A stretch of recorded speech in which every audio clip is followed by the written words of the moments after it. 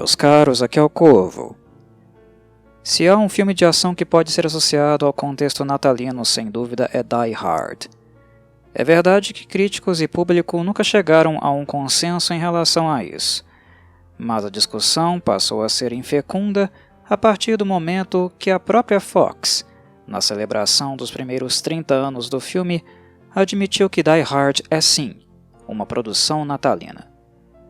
Não que esta chancela da empresa fosse realmente necessária. O roteiro foi ambientado neste contexto e os personagens, vez ou outra, nos lembram do fato. Um filme não precisa de simbologia natalina para ser natalino, apenas da ambientação adequada. E neste quesito, Die Hard é um excelente exemplo. Por sinal, mais um dos citados aqui no Cinecorvo que foram selecionados para preservação no Registro Nacional de Filmes pela Biblioteca do Congresso Americano, por ser culturalmente, historicamente ou esteticamente significativo. Die Hard foi adaptado da literatura, mais exatamente do livro Nothing Lasts Forever, escrito por Roderick Thorpe, em 1979. Curiosamente, os direitos da obra literária pertenciam ao ator Clint Eastwood, que por sua vez desejava estrelar ele mesmo em um filme a ser produzido no início dos anos 80. Porém, o projeto nunca veio à luz, e talvez tenha sido melhor assim, porque embora Bruce Willis jamais tenha sido metade do ator que foi Eastwood, John McClane caiu como uma luva para ele graças à prévia experiência com papéis humorísticos. Aos meus olhos, o personagem John McClane é o melhor trabalho de Willis em toda a sua carreira. De filmografia farta, o ator protagonizou outros momentos memoráveis, mas McClane, de certo modo, sempre ficará colado à sua figura, independente da qualidade baixa das sequências que este filme recebeu. Penso que o segredo de McClane reside na forma como ele foi fisicamente e psicologicamente concebido. Um cara de perfil normal, em que nada se assemelha aos protagonistas marombas e militarizados da ação dos anos 80, a exemplo de Arnold Schwarzenegger. Decisão tomada conscientemente pelo diretor John McTiernan, que estava cansado do estereótipo naquela altura. Já do ponto de vista psicológico, o aspecto mais notório de John McClane, a pesquisa de Bruce Willis foi bem feita, e um diferencial na construção deste personagem que pouco ou nada aprecia a si mesmo, que tem problemas de relacionamento com a esposa e exibe um senso de humor muito debochado e sombrio. O ator reservou tempo na agenda para conversar com policiais reais, de modo que pudessem colaborar na construção do perfil de John McClane. E foi a partir dessa experiência que notou que muitos deles, mesmo os de humor mais fechado, tinham o hábito de fazer piadas em situações horríveis ou drásticas. A personalidade de McClane, que reflete nas suas escolhas e decisões, tende a tirá-lo de uma série de situações extremamente perigosas e embaraçosas. Mas, em contexto normal e para pessoas normais, coisa que McClane está longe de ser por ter alguns parafusos a menos, as decisões e peripécias promovidas por ele resultariam em morte certa.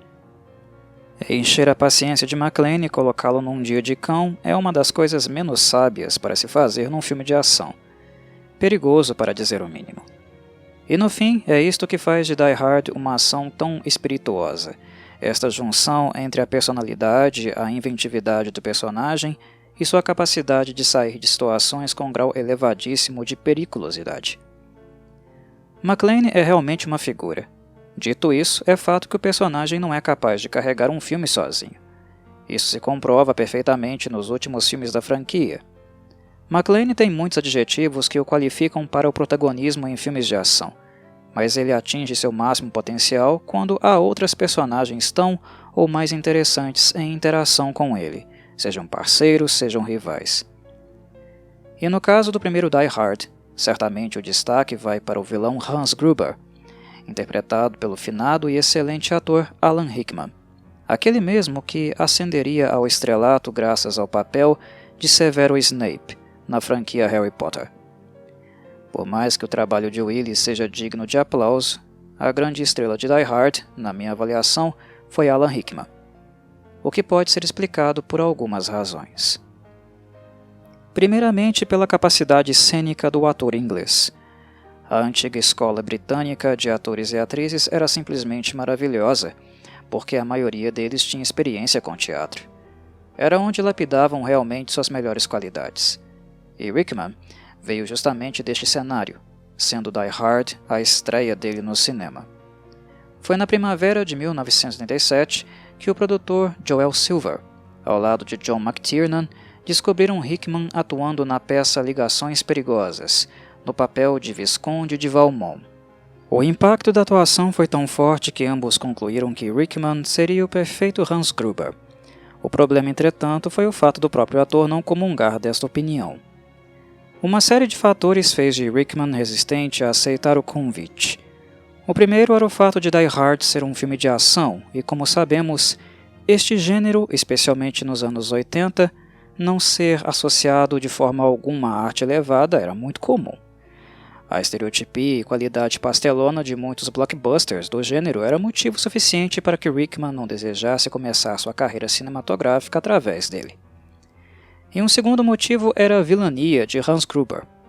Rickman, um sujeito de inteligência acima da média, sabia muito bem que começar a carreira interpretando um vilão poderia rotulá-lo para sempre em Hollywood e até mesmo na Europa. Para alguém hábil como ele, isso seria terrível, visto a capacidade do mesmo de interpretar grande variedade de papéis. Portas seriam abertas, mas muitas outras poderiam ser fechadas se Die Hard atingisse o sucesso esperado. E não deu outra, meus caros, Rickman estava realmente certo. O filme fez sucesso, assim como seu Gruber. E o ator britânico, ao longo da carreira, teve que batalhar para não ficar resumido a papéis de vilania. Convites a ele nunca faltaram, mas era sempre para papéis de vilão. Graças à ajuda do agente do ator, este foi convencido a aceitar o emprego, e o resto é história. A confirmação do acerto em sua escolha aparece sem dúvida na cena onde McClane e Gruber se encontram pela primeira vez. O vilão age de maneira completamente dissimulada, tentando se passar por um refém e de fato enganando McClane. O trabalho gestual e vocal de Rickman foi muito eficiente, especialmente quando nos damos conta de que não houve ensaio para dar suporte à cena. É isso mesmo que vocês ouviram.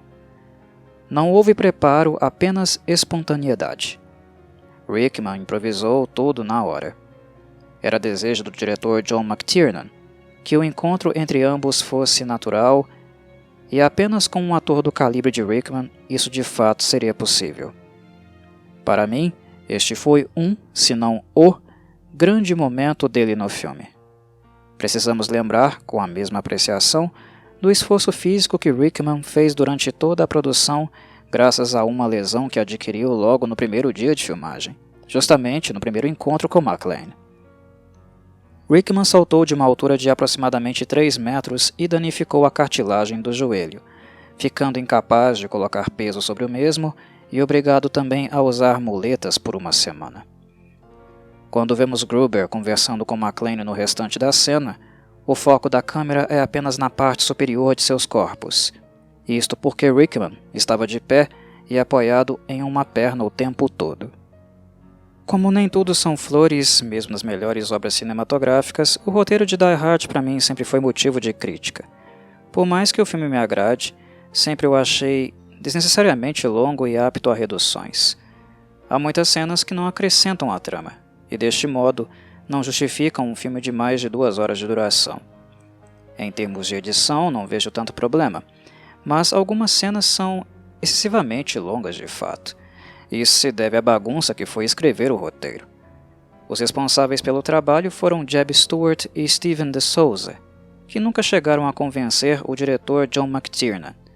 Certamente os cortes e alterações constantes feitas pelo diretor podem ter contribuído negativamente. Grandes porções do texto foram improvisadas devido a estes ajustes e, pelo jeito, apenas acrescentaram volume ao invés de sintetizar. Sendo franco, Die Hard não é um filme tão conceitual para justificar sua duração, e no passar dos anos, assistindo muitas vezes, tal percepção cada vez mais se solidifica para mim. De maneira geral, tento ser compreensivo com Jeb Stuart porque o homem passou por maus bocados na época. Ele teve uma experiência de quase morte em um acidente de trânsito em Los Angeles, quando discutia com a esposa pelo telefone. Por sinal, foi esta experiência pessoal, a percepção de que se tivesse morrido não teria a chance de se desculpar com ela, aquilo que o inspirou a criar a trama envolvendo McClane e Holly Gennaro, interpretada pela atriz Bonnie Bedelia.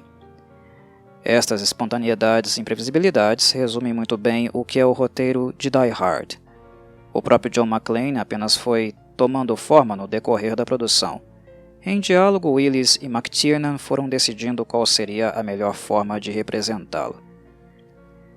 Dito isso, evidentemente não poderia deixar de mencionar os momentos onde McClane não está nos holofotes, o que também não foi planejado. Bruce Willis estava com uma agenda muito cheia na ocasião, trabalhando sempre exausto. Este sinal de esgotamento que vemos em McClane nada mais é do que o próprio estado físico e mental real do ator.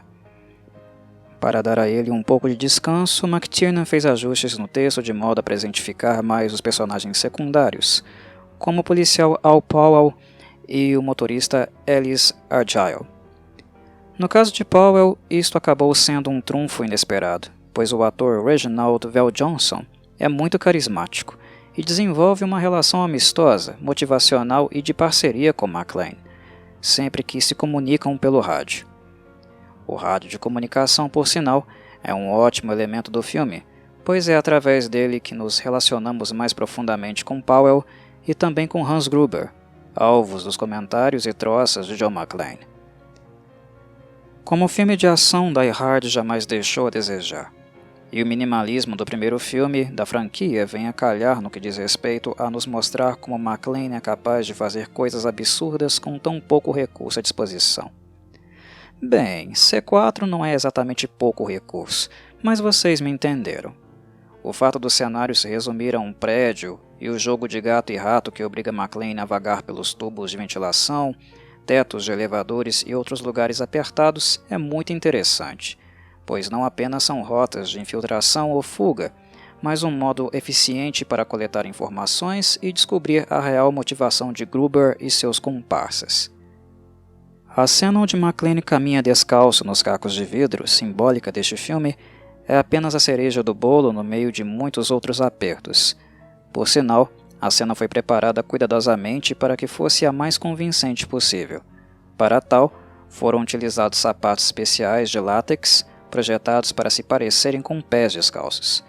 Nas versões digitais e remasterizadas do filme é possível perceber que a sola de McClane é sintética, mas na época do lançamento, com a qualidade de som e imagem do contexto, isso definitivamente não era perceptível. Explosões fazem parte de qualquer filme da franquia Die Hard, presentes desde a origem. Grande parte delas são muito convincentes porque de fato foram reais, tanto aquelas na área interna e externa do hotel. A trilha sonora de Michael Kamen insere um espírito classicista e refinado a todo este ambiente de caos, criando uma aura peculiar. Além das composições originais de Kamen, temas imortais como o Concerto de Brandemburgo, de Johann Sebastian Bach, e a Ode à Alegria de Ludwig van Beethoven podem ser encontradas no filme, sendo a segunda o tema musical dos terroristas. De nacionalidade alemã, embora a maioria dos atores do elenco não correspondam de fato na vida real, obviamente a escolha dos compositores não foi por acaso. A princípio, Michael Kamen considerou um sacrilégio usar a música de Beethoven em um filme de ação, especialmente para retratar terroristas.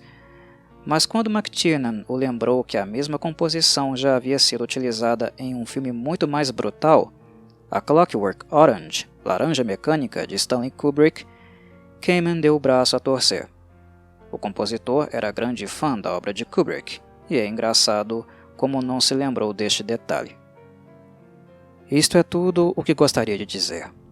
No mais, desejo a todos um dia tranquilo e menos alucinante que o de John McClane. Não é saudável ser como ele, mas é saudável e divertido assistir suas peripécias, principalmente no ambiente de fim de ano. Obrigado a todos por ouvir e saudações corvídeas.